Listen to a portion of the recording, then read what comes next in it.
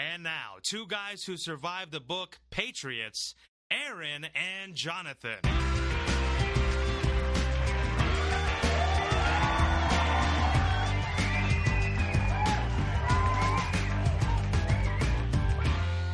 Howdy, and welcome to episode 25 of In the Rabbit Hole's Urban Survival Podcast. We're your hosts, Aaron and Jonathan. In today's episode, we play with our toys and decide whether or not to run away from home.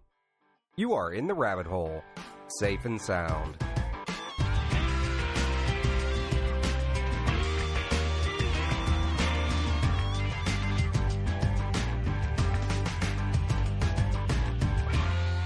Okay, so today we have a whole bunch of stuff planned for you in today's show. First, we're going to give you a bunny and chicken farm update. Yeah, and then we've gotten a ton of email requests for more product reviews and to do a little bit of follow-up on some of the past product reviews. So we're going to give that to you today. And we're also playing with the lighting and video of the show, which may or may not get released. It depends on my video editing skills. So to jump into the bunnies, you were asking me earlier about the bunnies, John. Yeah, how are the bunnies and the chick? Basically, how is your urban farm doing? The urban farm is going pretty well. It's an interesting process. Right now, really, we're just dealing with, the rabbits are just dealing with the heat, which has become an interesting thing and a little bit of work that I have to do on a daily basis. The veterinarian that I've had, that my family's used for 1,001 years, recommended that we freeze 2-liter bottles of Coke and put those in with the rabbits the hottest parts of the day. And the rabbits actually do curl up to them. Yeah, they seem to actually cuddle with the bottles. Now, the funny thing is they'll actually first attack the bottles and lick the bottles and scratch at the bottles, and then after 5 minutes of that, I guess they get bored and they will start laying up against them and actually curl up with them. So are we ready for breeding yet? Technically, we are ready for breeding. The boy has become a man, and that was kind of interesting because I think in a previous episode we talked about I really wasn't sure which one was the boy, and I was respecting his privacy, but he decided to display a couple weeks back. He stood up to scratch his face, and it was kind of very evident, oh, that one's the boy. So, that's ready. I did, as just an experiment, he's actually not ready to, none of the does are really ready to breed. Okay. But I threw one in there just to see what would happen, and he did his little bunny thing. And, all right. I'm not going to go too far into it, but he did mount the doe. The doe seemed none too pleased. I actually did also throw a second doe in there because the first doe was really very adamant about she was not interested. I threw the second doe in or one of the other 3 does in that's a month older than a month the oldest, and she was more receptive, but he was still trying to figure out what he was learning. He was learning. So we, I didn't let him finish. I took the doe out. I put her back in her cage, and it was really more of a curiosity than anything. So that was pretty interesting. Other than that, it's just a matter of really the bunnies are kind of boring. I just feed and water them every day. Oh, well, then we'll just move on because we don't want to keep people tied up with boring. How about the chickens? Now, the chickens are, I've become surprised at just how comical the chickens can be. The chickens, they each, as I spend more and more time with them, I learn that each one has a very individual personality. The Aracanas and the Americanas are very skittish by nature, but they're becoming a little more friendly. Now, the Orpingtons that I have are more friendly. They're still not necessarily wanting to be picked up or anything, but I've gotten both of them used to being picked up and kind of being pet. And we now have one of the Orpingtons is producing at least 6 days a week.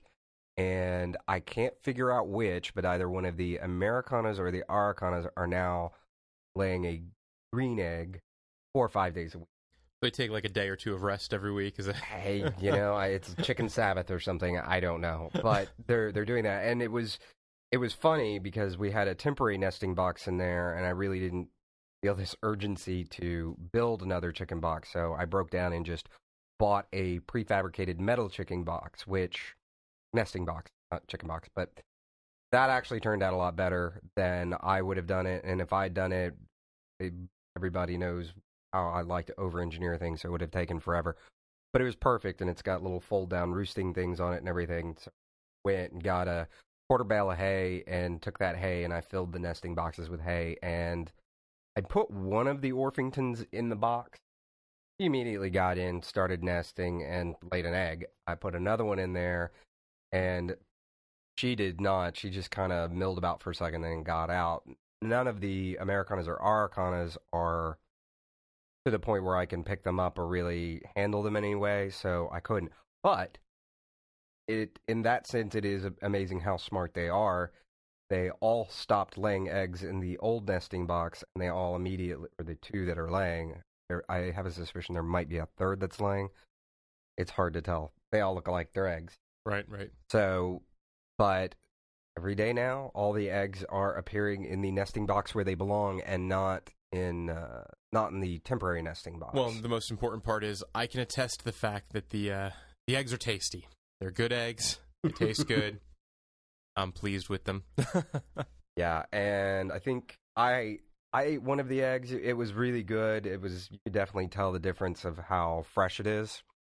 The other egg, the green eggs I haven't tried yet, but my mother tried them, and yep, tastes like a green egg. They apparently have a taste that's more rich, and they're a little more akin to quail.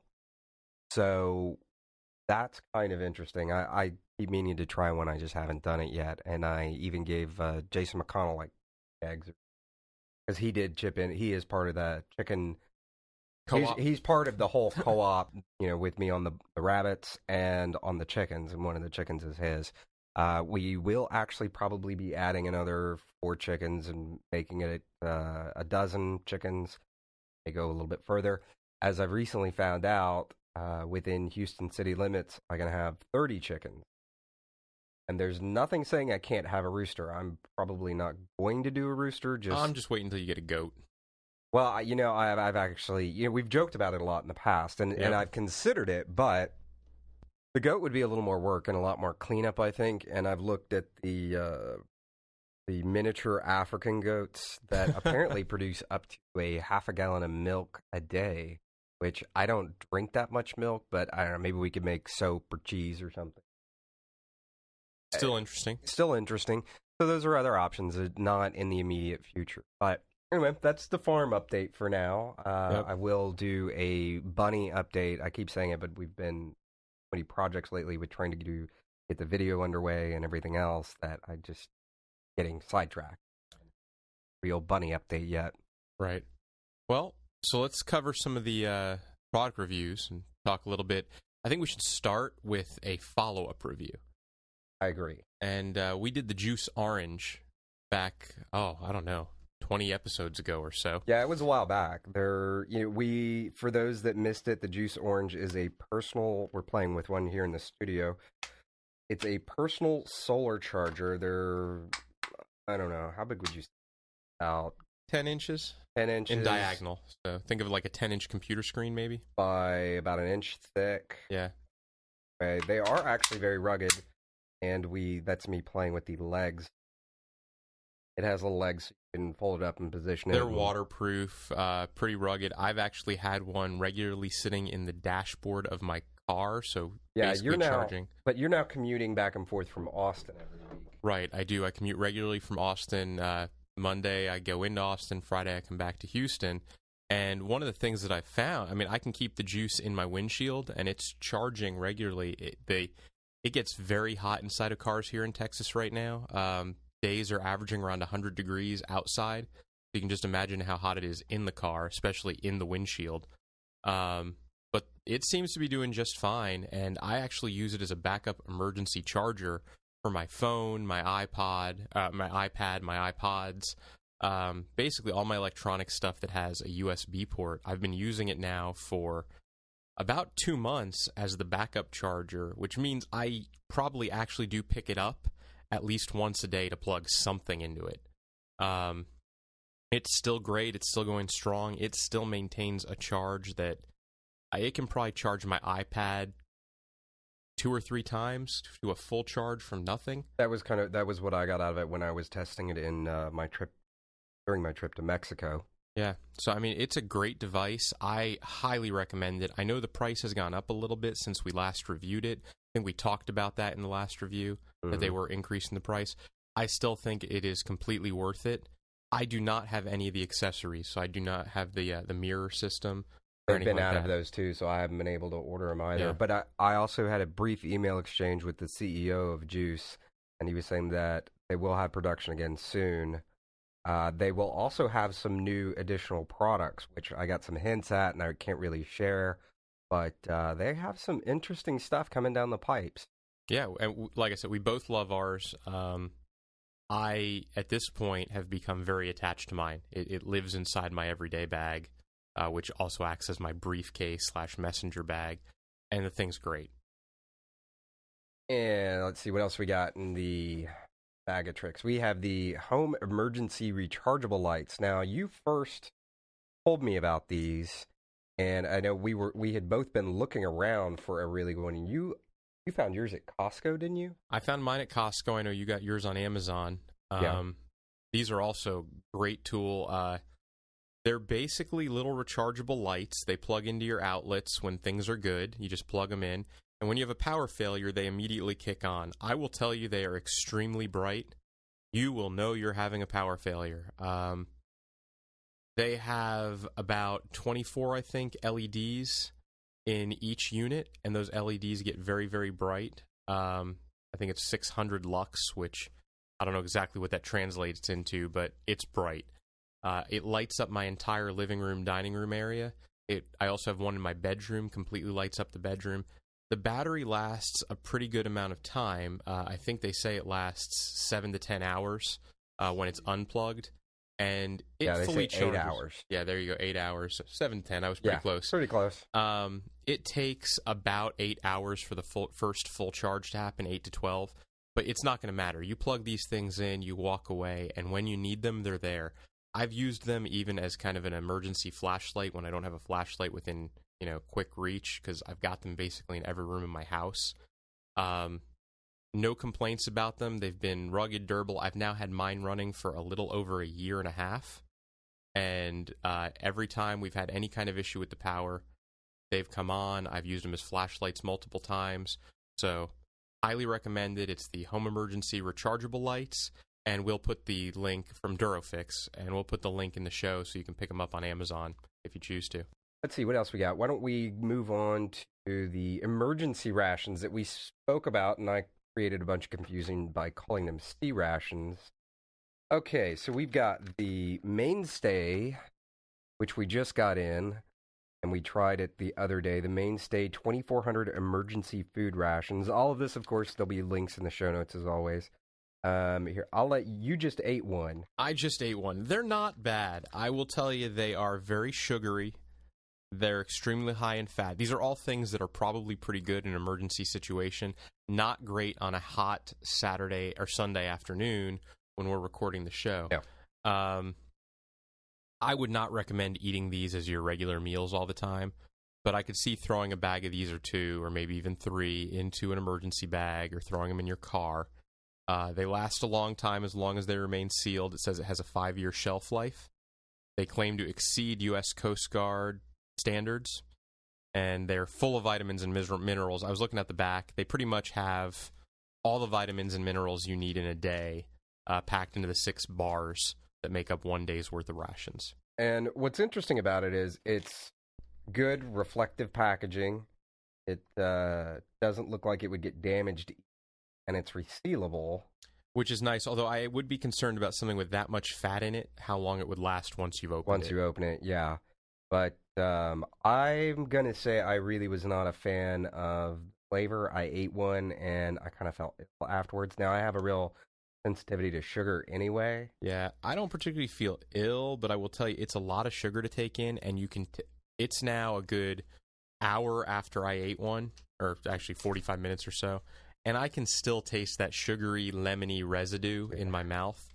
It's not fantastic. But again, I'm going to go back to if I was in a survival situation, they're not horrible. It's not a terrible thing, and they're a pretty easy thing to pack. Now we have another emergency bar also that Aaron, I know you've finished a whole pack. I finished a whole pack. They're the Datrex or Datrax. I don't know, it's kind of a weird company name.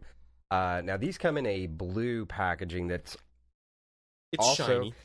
It's a shiny blue package. Not that that's really relevant, but it's made out of the same, I don't know, mylar Yeah. something. It's pretty heavy duty, and it doesn't tear or get destroyed pretty easily. These I found the flavor to be a lot more palatable.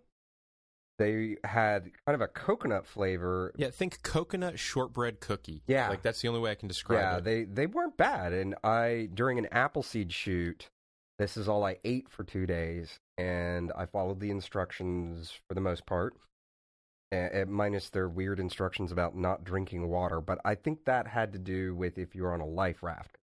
These are mostly designed for being on a life raft, and they had very strange instructions about how much water to drink through them.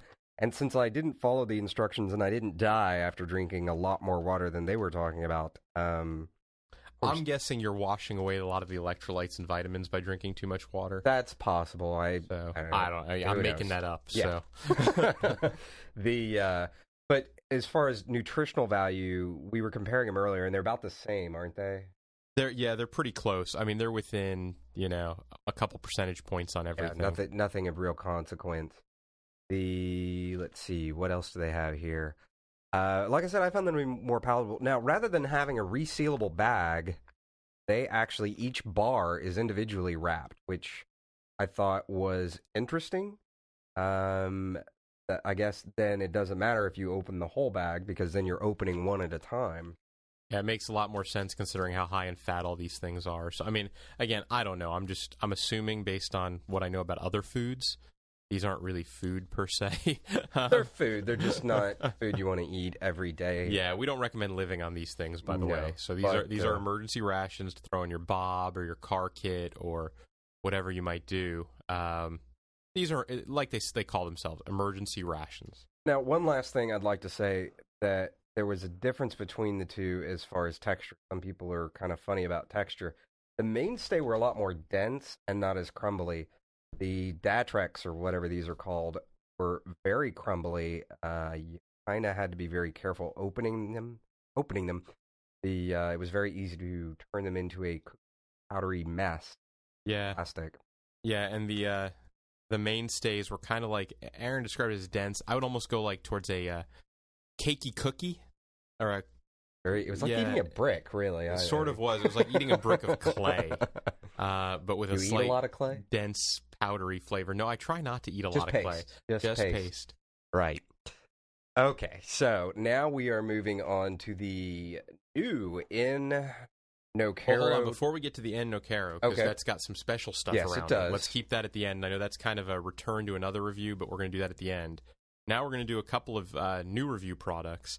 I got in a, for those of you who have seen, it's been all over the media, the Pocket X tools. I bought the Piranha because I'd seen it on the media and I wanted to kind of do a review for everybody.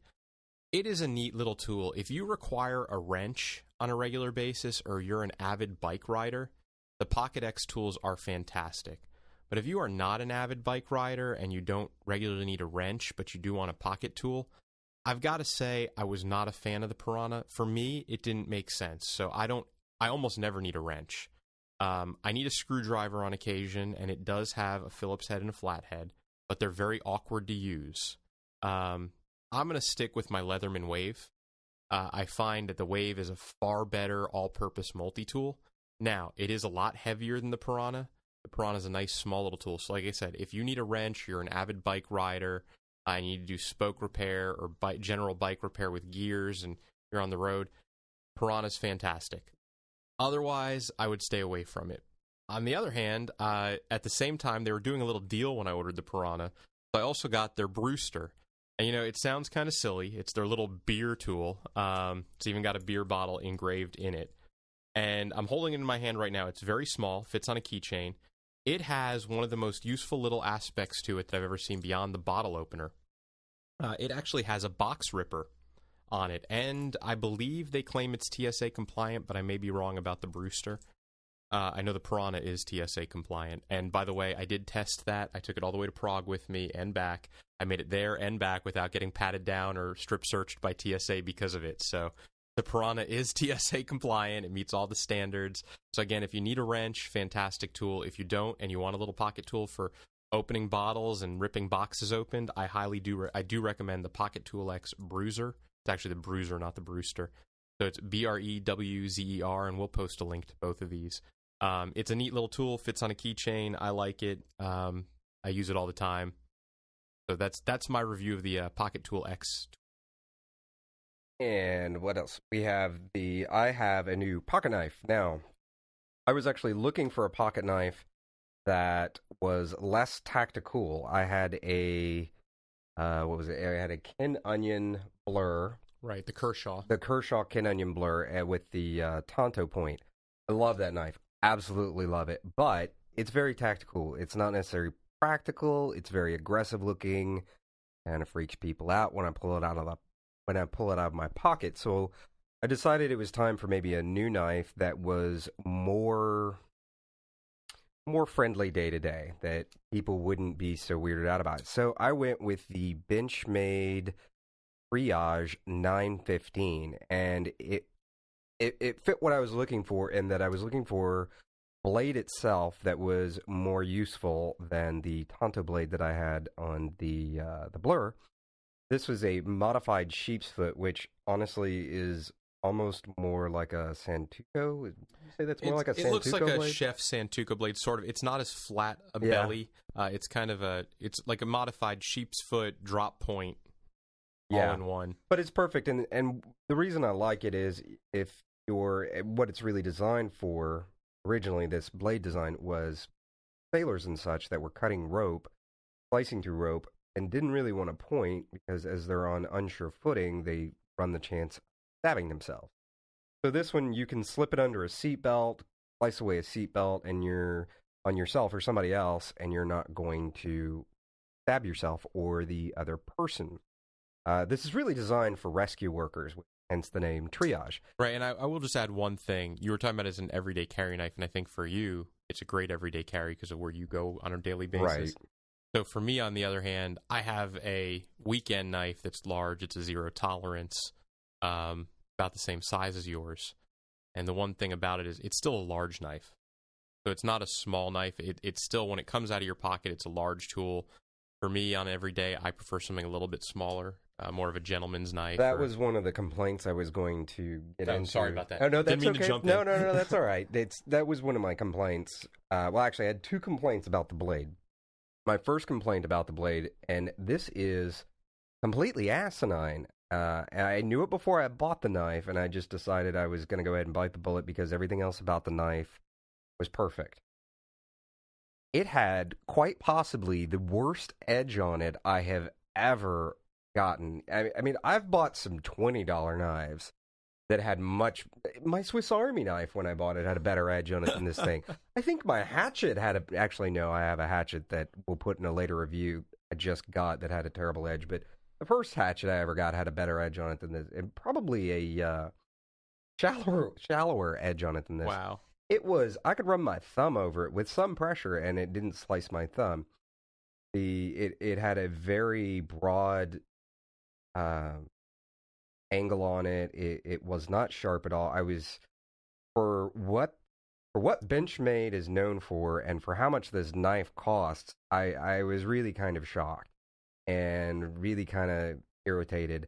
But gave me a chance to spend some time on a new Japanese whetstone that I just got. So I put a new edge on it, and it took an edge very nicely. It took some work because this is pretty hard steel. And since you've gotten it, you have been carrying it every day. You seem pretty happy with it. I'm going to complain about the blade, but ultimately, there's little stupid things about the knife that I don't like. But ultimately, it was good enough that I decided, yeah, I am going to carry this every day.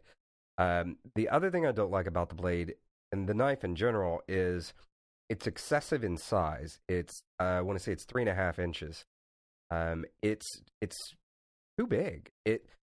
I think it's not that it's too big, but it's unnecessarily large. I think if it had been 3 inches or even 2 3/4 inches. I was about to say something about 2/3 that size. Would have been then really it would have nice. been really ideal because it would have had plenty of function, and it would have also been small enough that you're not Crocodile Dundee whipping out, that's not a knife, this is a knife. My really bad Australian accent. So anyway, that's kind of where the blade was. The other part about it that I liked and disliked was the safety cutter. Safety cutter are the kind of those hook cutters, and you can cut rope with it. You can apparently gut an animal with it. You can I think seatbelt cutter or seatbelt ripper. and that's really what it's designed for, is ripping through seatbelts, removing. You can cut through leather with it and remove shoes in an emergency. The thing I didn't like about it was that it doesn't lock into place. It makes a clicking noise like it's going to lock into place, but it doesn't actually lock into place. Now, given where they put the jibbing on the knife, your thumb presses into it and presses it into the knife. So it's not going to come back on you, but, I really would have just liked it. I guess the question is, why have that locking sound? And you can put it near the mic. Why don't you give them a little? Yeah, it's just a bizarre thing to have the sound, but not any actual locking mechanism. Yeah. So there's that, but it does work. It did actually have a very nice edge on it and is very sharp. Now, the final thing on the knife that that made me choose this knife was the glass breaker. It has a small carbide tip glass breaker on the butt of the knife. If you're going to be in an emergency situation where you're having to rip through seat belts or all this other stuff, a glass breaker, not a bad idea. This glass breaker is the only reason I can think of they made this knife as big as they did, because in my hand, and I don't have small hands, I'd say I have pretty average hands, but it does give you about a half-inch distance away from where your hand meets the your hand. The palm of your hand is about a half-inch away from the glass breaker, so probably not going to your hand's not going to come in contact with broken glass at the same time as the glass breaker does. But I think they could have accomplished that without making a giant blade. Let's see. The last thing I really didn't like, and I thought it was kind of stupid on their part, was they put these wonderful G10 scales on this knife, and then they made the G10 shiny. They almost put it's almost like a lacquered coating on it. Yeah, it's strange, and most of the time whenever you see micarta or G10, it has kind of a matte finish to it, and this just looks like plastic when it's not. But anyway, that's enough about that. I did like it enough that I still carry it every day, and my job is such that nobody can really say anything about me carrying a large pocket knife. Now, we're going to move on to the special review of the day, which is the Nokero N200, which an article will come out about in full detail in the future. It is the world's only solar light bulb, is what they claim on the front. Now, Nokero did send these to us. We had some real complaints with their first iteration, which was the N100. The N200 is a vast improvement. They made the solar panel on it much larger. They gave it the ability to have a three-way switch. You can turn it off, you can turn it on bright, and turn it on dim. You choose how much of the light you're going to use. Overall, it's a good design, and this is used for, you can hang it in a tree, you can hang it off a backpack, you can hang it off just about anything. Soaks up the light in the little solar panel and feeds it into a lithium-ion battery. And you then have a light device that you can hang over in your tent or wherever else and not have to worry about batteries. And this one does the N100 was a lot less bright. This one's got some good brightness to it. Seemed like you've used it by hanging it in your tent. I've hung it in my tent. I've hung them in trees. I've hung them off a fence to the parking lot to my building. I've thrown them. I've stuck them in the freezer. I've generally molested them. And these work a lot reason. better than the first generation. These work a lot better. The only thing I found that I do not like is kind of a piddly thing, in that when I threw them off the balcony to the studio onto the concrete, the plastic dome on it kept popping off every time. But it didn't actually break anything or hurt anything, and it worked just fine. And I left one out in a rainstorm for a couple of days back when we had rain, and it just kept working just fine. Now the other one would work just fine. It wasn't bright, and it was so dim. It was also not useful. Right. It just didn't seem useful all around. Now, we like this one so much that we've decided that since Nicara was nice enough to send us a few of these, we are going to do a listener giveaway with these. And I think, Aaron, you want to go into the rules a little bit? Sure, I'll go into the rules. So we have 2 that we're going to give away, and here is the first rule. We are asking you to help the show grow. So the first rule is you have to tell 2 other people about the show. This is on the honor system. We're all just going to play like we're all adults here, and you sign up for the contest, then you're acknowledging that you did go out and tell at least 2 other people. The more the merrier. Remember, the best way to be prepared is have a prepared community, and the more people that are prepared, less people you have to worry about knocking on your door for food in a disaster. So, moving on to the next part. So you're going to use the feedback form on the site, and you're going to send us an email, and it's just going to say, I told 2 other people. The contest starts 9 a.m. Central Standard Time, Saturday morning, July 16th. If you enter after that, I'm sorry, doesn't work. If you enter before that, you're too soon. It has to be after 9 a.m. Central Standard Time, Saturday morning, July 16th. We will be giving away the Nocaro N200 to the 25th and the 50th person to email us. Again, that is the 25th and the 50th person to email us. On the following Monday, we will be emailing the winners. If you do not respond within 72 hours with your name and a shipping address, we will move on to select the next participant in line.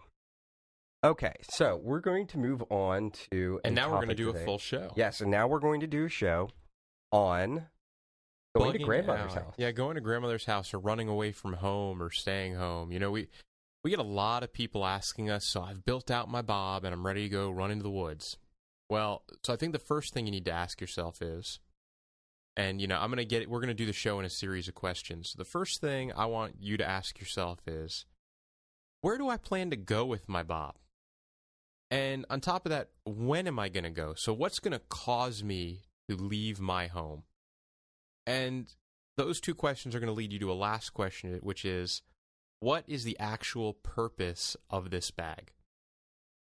So, and the reason we ask this is a bob is not necessarily a bug out to the middle of the woods bag. It could be a get me from point A to point B bag, meaning an evacuation bag. So again, going back to our whole threat matrix, you know, what really is most likely going to happen in the real world scenario. You live in Houston, Texas, for example. I think of my bob, its first and foremost purpose is to get me out of harm's way if a hurricane is coming directly towards Houston. In which case, it's an evacuation bag to get me to family who are in Austin or Dripping Springs, Texas, or Marble Falls, or wherever I might be going. So I keep my bob pretty well prepared for all of those scenarios. You may have a different scenario. It may be a tornado scenario, so your evacuation may be much different than mine. Or if you are a trained outdoorsman, it may be an escape to the woods, but you need to consider the situation. Absolutely. You have to consider the things that are going to affect your plans.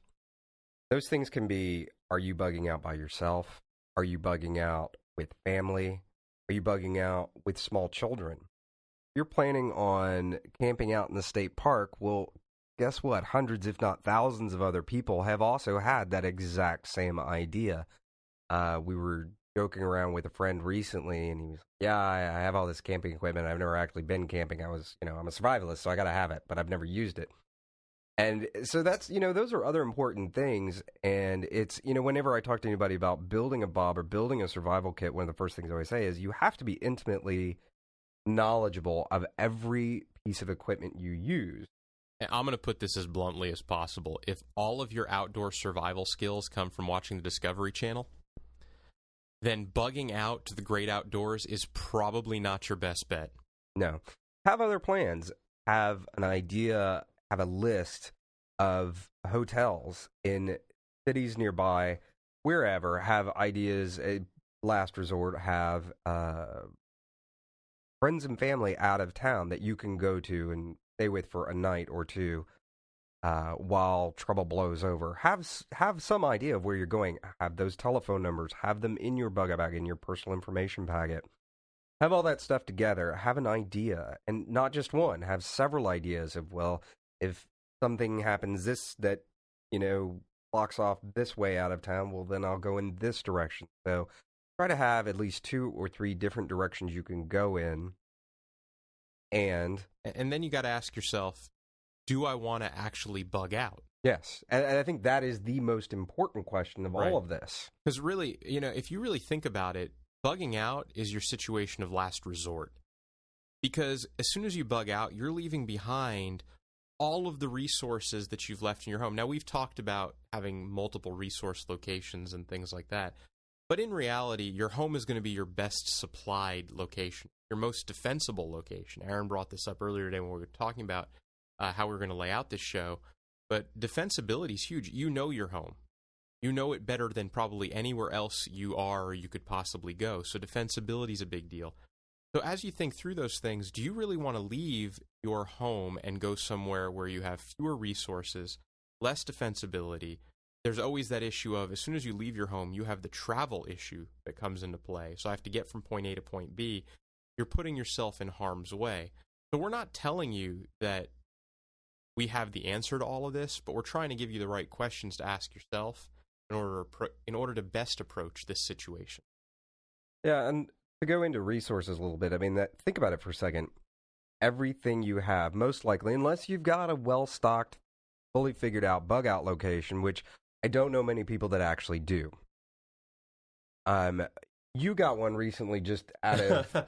because of my commute back and forth to Austin. Commute back and forth to a city that's 2.5, 3 hours away, depending on how fast or slow you drive. But most of us, we're not killing the bank, so having a bug out location just for the sake of a bug out location is maybe not within the cards, but your resources are at home, your food is at home, your stores are at home, your medical supplies are at home. Whatever you've stored up is at home. You're most comfortable. And this is a thing that most people, most commonly, I think, is overlooked so much, is the psychological impact for you or your spouse, whether that be your husband or wife. I know there's plenty of women in the prepper community, that have just as much trouble convincing husbands to prep as husbands do wives. And there's kids, and I hear people say, "Oh, well, I'm going to run out the door, and I'm going to go do this, and I'm going to go do that," and I'm like, "Ed, you're going to have your 5-year-old kid in a sack around your neck? How's all that going to work?" So, and I think anybody that's been around children, and especially parents, just know how sensitive kids can be to changes, and leaving that nest, leaving that sense of comfort, and when things are kind of rough, and you maybe that's what you need more than anything, is just an emotional comfort. So that's not to say that you should stick it out no matter what. And I think we were joking around earlier before we started recording that one thing we really need to not forget is to remind people that if people in authority are telling you it's time to leave, it's time to leave. Well, and the reverse is true, too. So a lot of times when you hear on those National Weather Association broadcasts, if you're in the following locations, shelter in place, they're telling you to bug in. That's what they're telling you to do. And because you've been a good prepper and been listening to the show, you're prepared to bug in. So now you don't have to worry about the fact that your grocery stores are going to run out of groceries, your gas stations are going to run out of gasoline, power will probably go out, but you're still safest in your home, and they've told you what to do. And I mean, I hate to say listen to authority all the time. I like to sometimes rebel against authority, but... You? No. And not me. Never. No, never. Don't tell the listeners. Mm. But think about it in the terms of they have your best wishes at heart. I mean, they really do. Because they're thinking in terms of the broader community. So they need to get the people that do need to evacuate out, need to get out. And by you trying to get out also, you're utilizing gas resources, you're taking up room on the roads, you're just blocking up traffic, basically, as people who actually need to get out are trying to get out. And the flip side to that is, if you do want to get out, get out. Yeah, and do it in the right time frame, though. If you plan to get out, make the decision as early as possible and do what you have to do to get out. And I think that's one of the important things to kind of stop and point out about bug-out bags. There are very few instances in any of our lives where we are going to go flying out the door, bug-out bags on our back, 90 miles an hour, high speed, low drag, tactical. That is such a slim chance. And what bug-out bags really allow you to do, and we've mentioned this in a previous show, they allow you to have everything ready to go. So that if you do come to that decision, the moment you have that decision, there's no backing up the house and getting out. Right, it's a comfort issue. You know, it goes back to what Aaron said a few minutes ago. Comfort is so often overlooked. Treat your bug-out bag as a way to remain comfortable, even if that means comfortable for the 3-hour drive, which may become, by the way, a 24-hour drive. So something to consider is, during an evacuation, the normally 2.5-hour drive between two major cities may now take you 24 hours. That actually did happen here during even a non-disaster. So we actually had a situation, can't even remember the name of it now. It was post-Katrina, but pre-Ike. I can't remember which one it was. Rita. Hurricane Rita. Hurricane Rita struck pretty far north of us, I believe. But people in Houston evacuated because it was so close to Katrina that the memory was still there of, we got to get out of this city. Everybody was pretty freaked out. We sheltered in place. Now, you know, we had a little party, sheltered in place, planned our hordes. But at the end of the day, we did fine. But I know a lot of people who were stuck between Houston and Austin, Texas, and they were stuck there for 18 hours. And in the end, they never actually got to Austin. They just ended up turning around and coming back. So things to consider, you know, you're going to be in traffic. Use your bug-out bag as a way to remain comfortable. And I think another interesting thing to point out was you left the day after, and the roads had cleared out completely, so and you sailed right to Austin. So this is after Ike. I actually did weather the storm itself because I was not in an evacuation zone. And I positioned it really, the way my wife and I looked at it was, you know, we're pretty safe in our house. It's been there at that point, it had been there for 60 years. It had survived multiple hurricanes, and we were fine. You know, the house didn't take any damage during the hurricane, knock on wood. And yeah, we waited till the next day at about 10 o'clock in the morning. Not only was there no traffic, but I mean, we got all the way to Austin probably in the fastest time we'd ever made it. And that's saying a lot because you're a rather speedy driver. I'm a speedy driver. I am the grandmother of the group. I drive like 20 miles under the speed limit. But we had there were National Guards set up along the highway to help with the move. And they were trying to flag traffic to just move, get through, go. You know, they were basically telling you, don't worry about the silly things like speed limits, just go. Get out of everyone else's way. Right. And it worked out great the next day. And again, that just goes back to, I left Houston as a comfort issue. We were without power for about 2.5 weeks. Now, I came back a few days after I left, and we did deal with the whole power outage. We can get into that and how you deal with that in another episode. We've done it a little bit in the past. We can do it again in the future. But the idea being, we actually did shelter in place and then evacuated after the fact, and it was pure comfort that led us to do that. So to kind of recap a little bit, what we're talking about is, and I think the thing that really got us thinking about this show today is so many people worry about, what kind of bag do I use for my bug-out bag? What do I put in my bug-out bag? What kind of knife do I need? What kind of canteen do I need? What kind of pick a survival tool, any survival tool, and we'll spend and I'm including myself in this because we've all joked about the ridiculousness of my bag and. Well, mine too. And, I mean, and Jonathan's bag too. We have these fantasies of jumping off into the woods sometimes. And, you know, Aaron and I have taken a few classes, so we have a little bit of the way there. But I am not claiming to be an outdoor survivalist. I am an urban survivalist. I'm not claiming to be an outdoor survivalist. And I'm not claiming that I know best as to how to live in the middle of the Rocky Mountains. Which is why I can tell you right now, if a disaster really hit, the only way I'm going to the Rocky Mountains is to go to my in-laws' house. Yeah.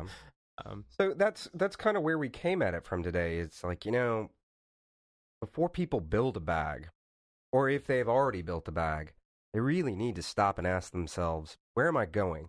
Because here's what's going to happen. You can build a general bag, and that's fine. But if you don't have plans in place before you start building the bag, what you're going to find is that over time, that bag that you've built and perhaps spent a lot of money on doesn't actually fit more realistic planning of where will I go? When will I go? And what kind of bag am I preparing here? Am I preparing a bag to get me from Texas to Colorado? Am I preparing a bag to get me from, a place that's an hour away, 2 hours away, 3 hours away? How far am I going? How much stuff do I really need to wag with me? What's the weather going to be like? Things like that. So these are all really the things that get neglected. We get excited about the idea of prepping and we rush into it and we don't put into the real thought of what is the purpose of what I'm doing and how can I best and most efficiently use my time to make the most productive bag that I can and plans that I can. Right. It all goes back to something that you, Aaron, said in a previous episode, which is how is what I'm doing going to make my life better? And think of it that way. I'm building a bag, so I need to be able to utilize this bag. It needs to be something that's useful in most situations when I have to do something of leaving my home. So make sure it's a bag that makes that trip, that travel better, not one that's just a whole bunch of stuff that you're never going to use that you've essentially wasted money on.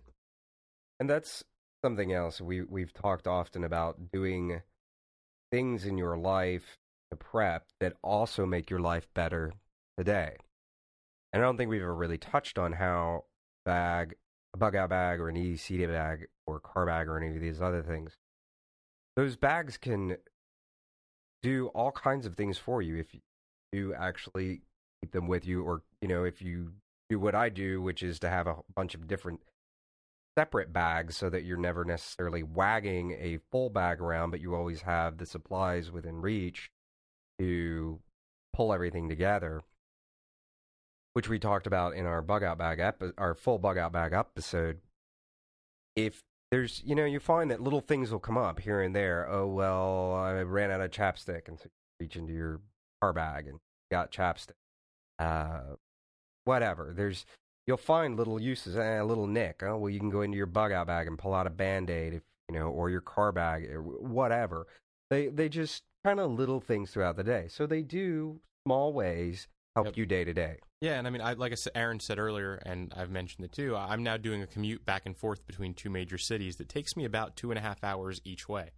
Now, I only do that commute on Monday and then again on Friday, but that commute has led me to start using my Juice Orange more. That commute has led me to start relying on things in those bags more, which, causes me to refresh them a little bit more often, which is probably a good thing.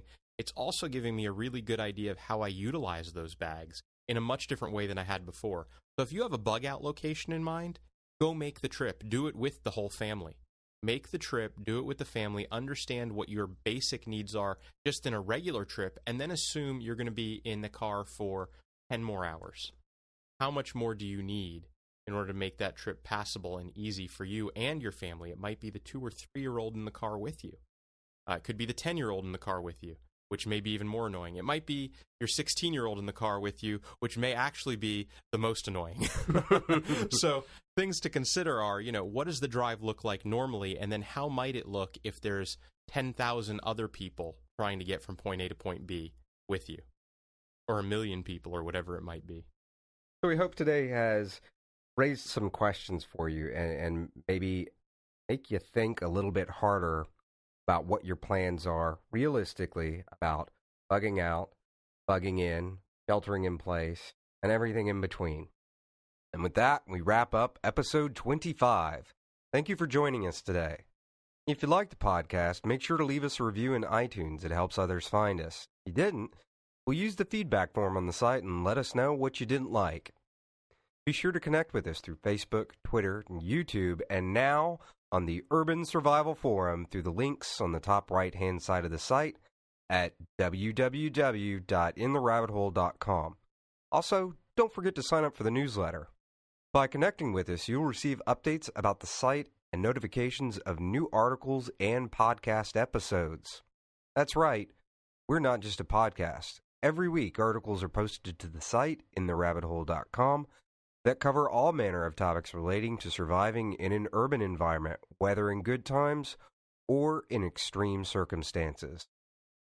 Be sure to join us on the forum. We're building quite an urban survival community. Here are your ideas. Here are your questions. Show notes are posted with each and every episode where we invite you to comment on the show and interact with us. From Houston, Texas, till next time, stay safe and sound.